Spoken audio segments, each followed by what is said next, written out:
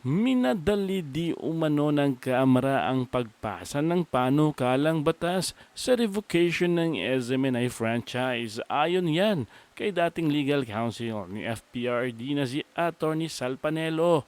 Ayon kay Panelo, bagamat na ipasa na ang nasabing panukala, ay kailangan pa itong pagdebatehan o talakayin sa Senado bago ito tuluyang ipadala kay Pangulong Marcos Jr. upang lagdaan para maging ganap na batas.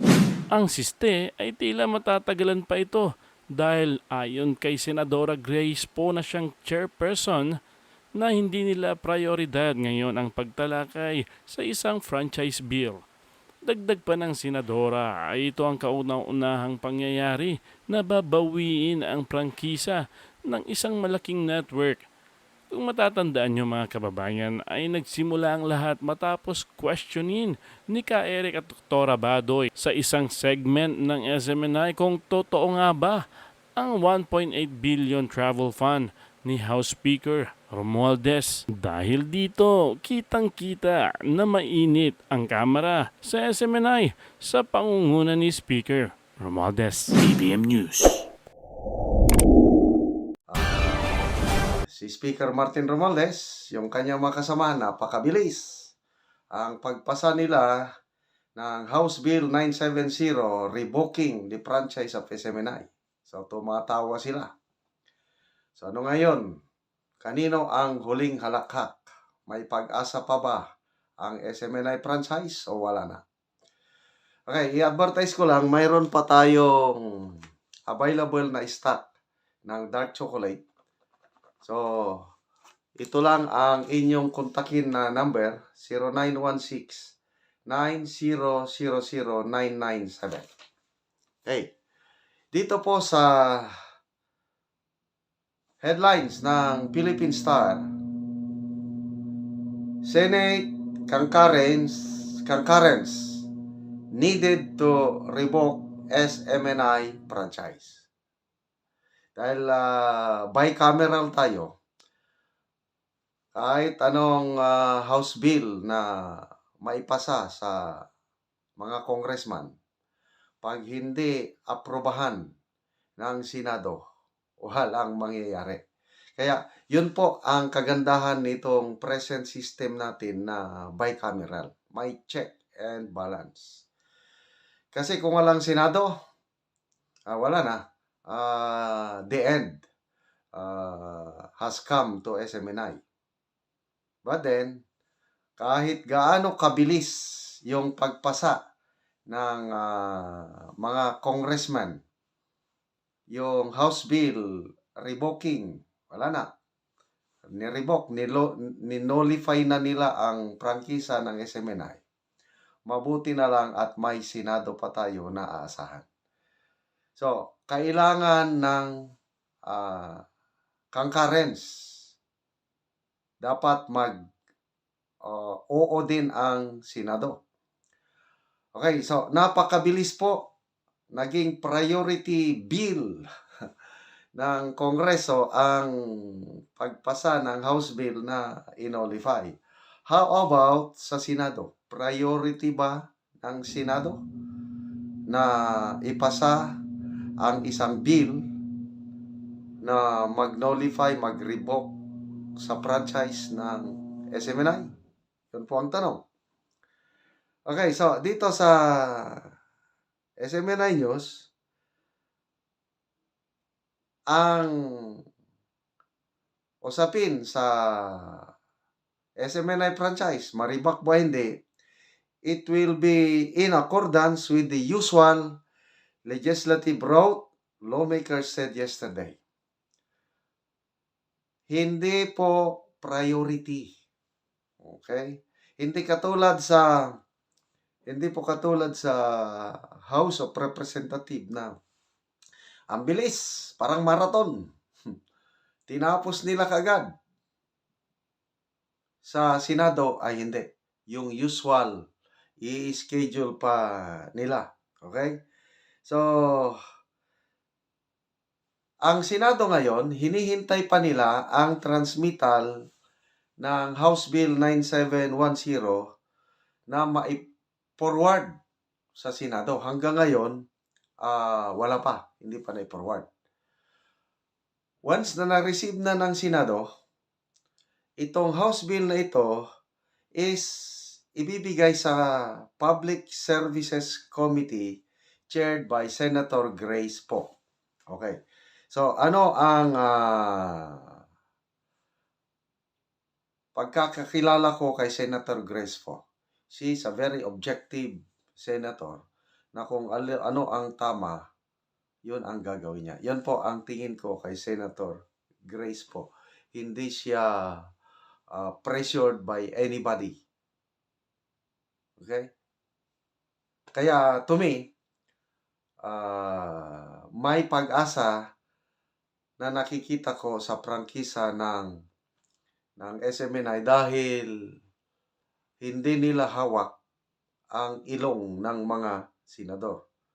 Sino yung nila? Excuse me. Ito yung mga grupo na gustong-gustong igurgor ang SMNI. Okay. Sabi ni Senator Grace Poe, kung ano ang mangyayari sa House Bill 9710 once na nakarating na sa kanila, depende daw sa Senate leadership. Pag idesisyon ng Senate leadership na gawin yung priority at i-schedule kaagad, yun talakayin. But kung hindi, wala. Maghintay siya ng schedule. Senator Poe, hindi niya priority. Hindi katulad kay Senator Hontiveros, na ang priority niya ang pagpa-arrest kay Pastor Kibuloy. Dito naman kay Senator Poe, usual lang. So, depende sa leadership ng Senate. Ito ang statement ng Senadora. The committee shall seek the consensus of the body on this. No franchise bill has ever been listed as a priority, so I defer to the leadership as to the phase of its disposition. The first instance that a proposal for a franchise revocation has made significant progress in Congress. Yung ginawa sa House of Representatives, yun daw po, first time in history na ang franchise revocation ginawang priority. O nga naman, ano ba ang pressing concerns ng ating bansa? Di ba inflation? Di ba ang graft and corruption? Di ba ang food security? Ang daming concerns ng taong bayan na dapat yun ang unahin. Creation of jobs. Mga ganun. So, dapat yun din ang priority bill ng mga lawmakers.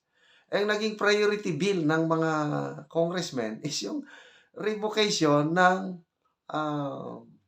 franchise ng SMNI. Kaya ito, mabigat itong statement ni Senator Poe. Sabi niya na the first instance that a proposal for a franchise revocation has made significant and progress. Sa Congress yun, sa Kamara. At pagdating sa Senado, ano sabi niya? Bahala ang Senate leadership. I-schedule ba nila yan na priority o hindi? Okay. Sabi pa niya, we should subject this to utmost study and scrutiny as this shall set a precedent for future legislative franchises. Okay. My committee, sabi niya, shall be guided by the principle that a franchise is a privilege and that grantees should always abide by the tenets of fairness and public welfare. Correct. Ano lang, kung ano yung ikabubuti ng nakakarami, yun ang masunod. ano ang ginagawa ng SMNI? Okay? Kung ano-ano yung sinasabi ng mga congressman na violation, to me, it does not count. Anong ginagawa ng SMNI?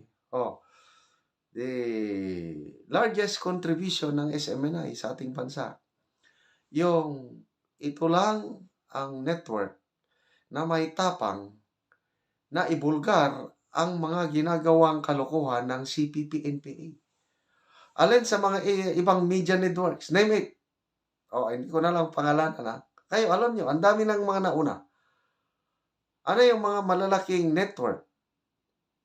Naunang network na may tapang na labanan ang CPP-NPA. Nada. Wala. SMNI lang ang may bayag o yagba, balls. Tumutulong ang SMNI sa gobyerno para once and for all, maalis na po itong salot sa lipunan na nagpahirap sa atin ng 54 long years. Yun po, that's public welfare. So ano ang ano ang isusukli ng gobyernong ito sa pagtulong ng SMNI sa security? Wala, ito. Priority ng mga congressman na iparibok ang franchise ng dahil ba sa Duterte. Sabihin na lang natin gano'n. Politically motivated ba ang pagparibok ng franchise? Tanong lang naman. But anyway, salamat po, Senator Grace po. Isa pa, Senator De La Rosa, member po ng committee na ito. And with Senator De La Rosa at iba pang mga independent-minded senator, I tell you, may pag-asa pang SMNI. Baka ang huling halakhak, alam nyo na, may iiyak, may luhaan dyan, yung atat na atat, mapahinto na ng tuluyan ang SMNI. Nagkakamali kayo dahil hindi nyo hawak ang ilong ng mga senador. BBM News.